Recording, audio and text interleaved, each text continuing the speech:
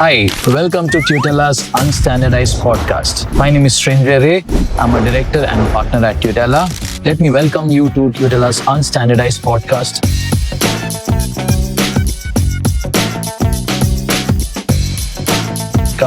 With someone very special. Today, let's welcome Vandana Sharma of Amber Education. They have been assisting hundreds of students to some of the top universities across the world over the last few years. Let's hear from her what it takes to get there and also understand SAT and APs better. So, hey Vandana, lovely to have you on Tutela's podcast. I've already given a brief of your background. Without further delay, let's straight away dive into the questions that are sort of informative, which would be helpful for the school goers aspiring to go to the top universities in the world. So, students primarily start exploring when they move to 11th.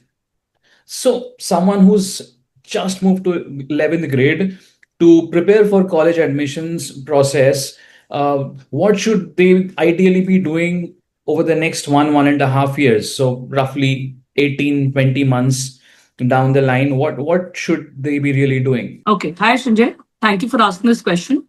So basically, I think grade 11 is a foundational year. I think it's the most important launchpad time for a college admission. And, students should ideally begin with self-assessment. They should understand their academic interests, their career goals and their strengths. Basically, to understand that, we at Amber Education, we also do psychometric testing to help students reveal their interest, motivation, passion, and strengths. So, they should definitely start with self-assessment. And based on that, the students should then, research universities and courses. They should, look for courses that excite them, universities that excite them. They should explore deeply. They should plan smartly, understand all the entry requirements, the course prerequisites, etc., the key deadlines. And post which they should, build their academic and their extracurricular profile. Consistent grades, leadership roles, social impact, creative projects, and internship to help build a well-rounded application. And definitely they must plan their standardized testing, where companies like Tutela come in and you help us. In fact, you've helped so many students from Amber, get into the 1500 club, and thank you for that. Students need to plan their standardized testing, enroll for SAT, ACT, look at diagnostic tests, register for their official test dates and time, and then they should go ahead and plan their grade 12 summer.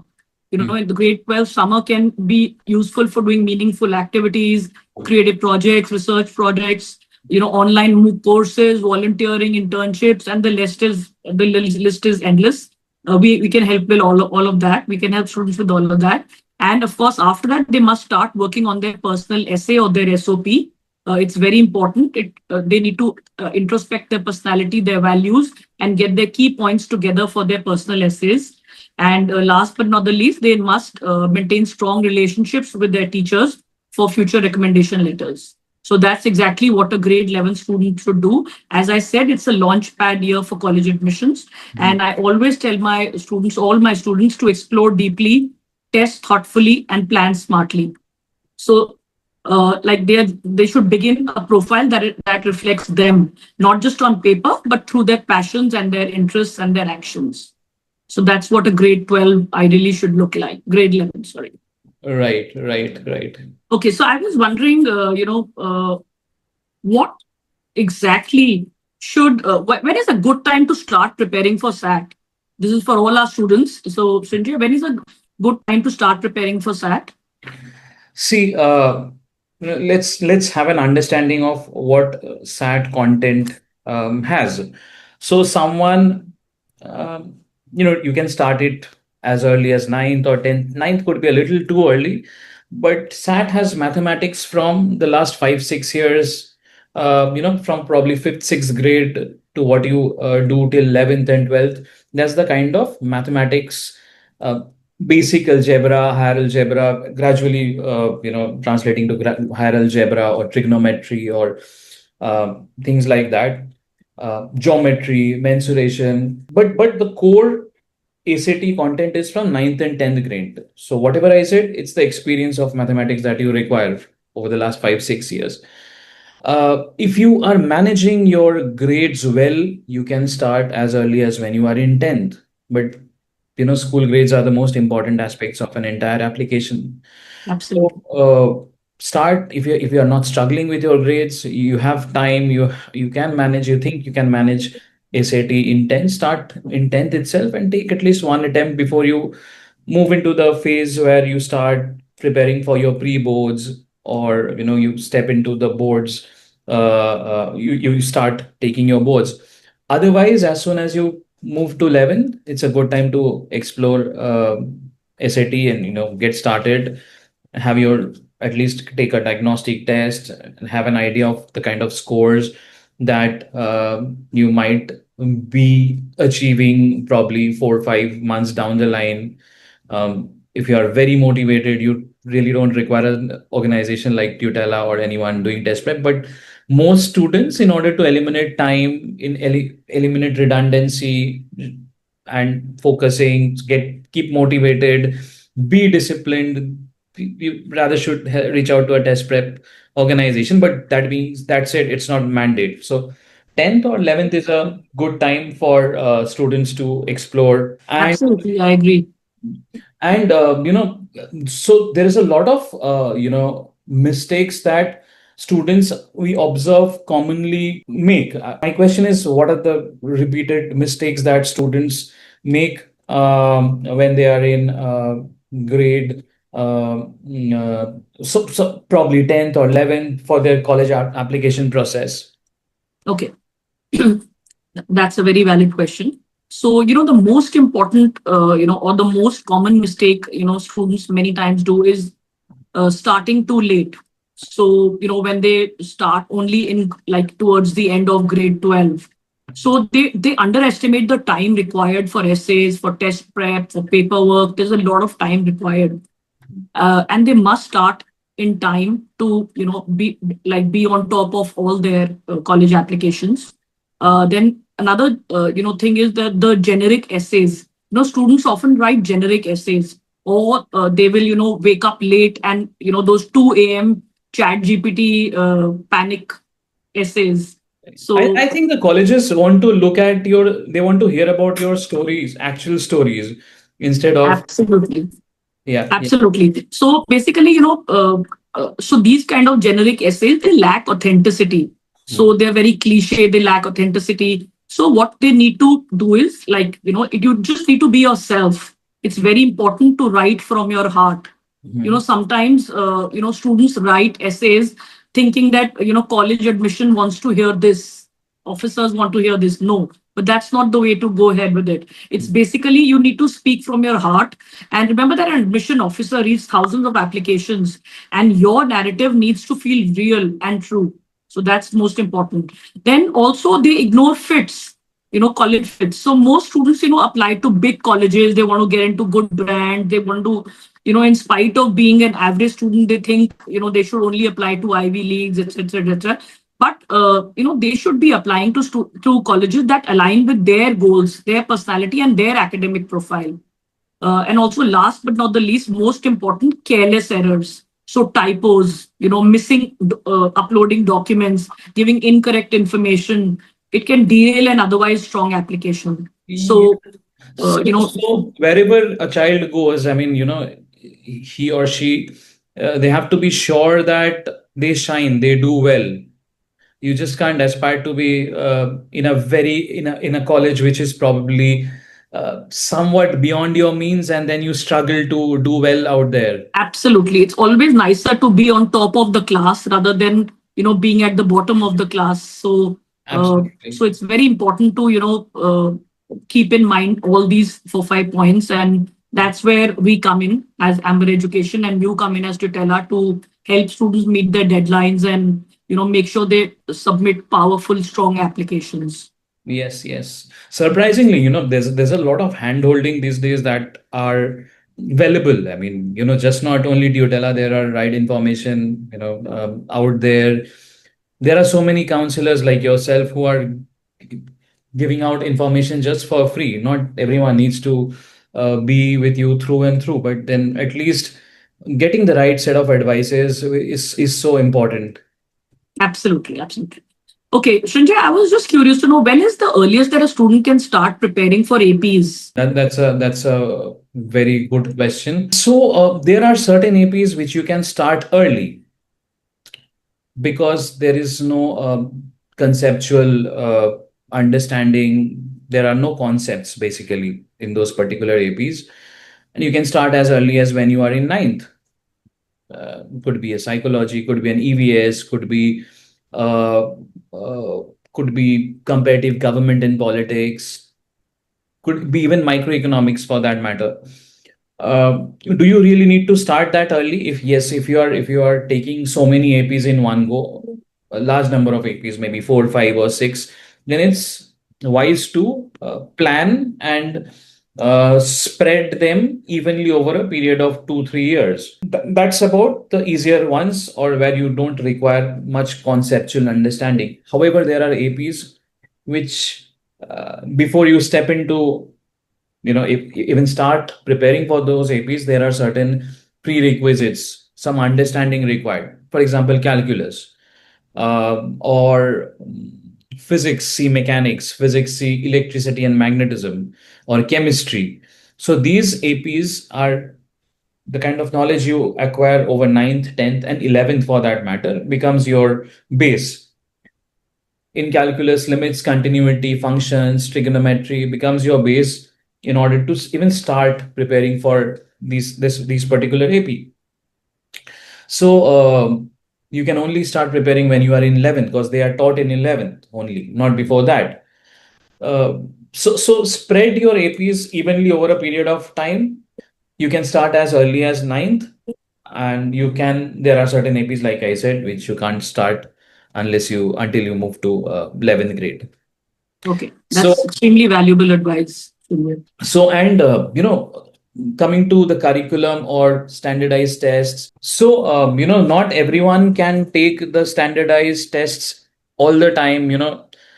You probably started out a little late, or you didn't get the right guidance for SAT or APs. So how can a student stand out if they don't have major awards or international Olympiads on their resume? How do Okay, they go about it? thank you, Sanjay. That's a very important question. So, definitely, we all know not every applicant will have a national award, and that's okay. It's okay not to have a national award or be like a gold medalist or have a gold. So you don't need to have a gold medal basically to be memorable in the eyes of an admission officer. Mm. What really matters is depth and impact.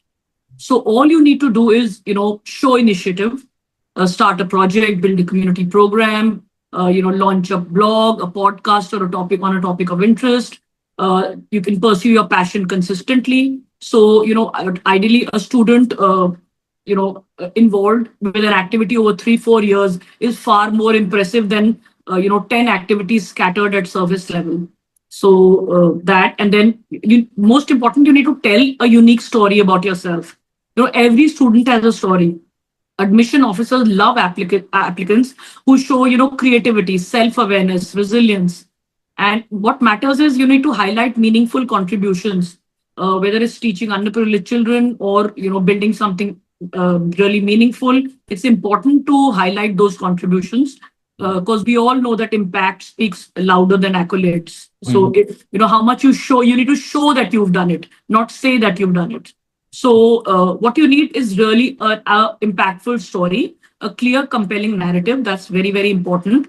Maybe somewhere you've helped your community, you've led a school initiative, or you followed a passion like have a baking club, or you're into animation with real commitment. That's all that matters. As I said, admission officers are looking for depth and not just for prestige. So that's the underlining thing.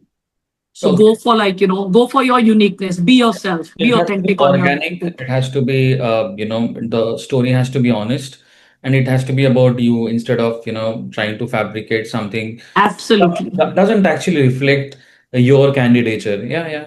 absolutely, absolutely. Okay, Sanjay, how long does it take for students to prepare for APs? Like, some students are very, very scared of APs and they think it's really like a long dawn task. So let's just, clear the myth around how long does it take to prepare for APs? So, APs are curriculums when we consider one subject. In the US, these are year-long, plans. These are year-long curriculums for any of the subjects that you pick up. Some of the subjects can be squeezed, or can be shortened to a period of, let's say, 3 to 4 months. And also it depends on how the learner is. I mean, some kids they pick up faster than the others. However, you should spend some time with APs. I mean, these are college level applications that you are going to do, and you just can't do it in a span of 2 months or 3 months, especially when it comes to the STEM subjects, or calculus. I mentioned calculus a few minutes back as well, because these are challenging papers and you are doing something ahead of the school, so you are doing it for the first time. And you are also probably doing something simultaneously along with school, because you are ahead. Like I said, you are ahead of the school. You are learning your 11th grade stuff and you are also learning your 12th grade stuff. So some of the APs might take as long as 5 6 months. Some APs can be you can finish the content and go through enough tests over a period of 2.5 3 months as well. And plan your APs well. Even if an AP might take 2 months, 3 months, you think that you can wind it up in that short span of a time. It's important to plan your APs well. If you are taking 3 APs over a period in a span of in a period of 1 year, so start with probably the more tougher APs, the toughest AP, which is obviously, it's again subjective. It's the most challenging AP for you. Start with that, finish the content, start with one more, start with a couple of more, and then focus on testing. So it really varies, probably from 2 to 3 months to maybe 6 to 7 months. Okay, That's the great. kind of time that's required for APs.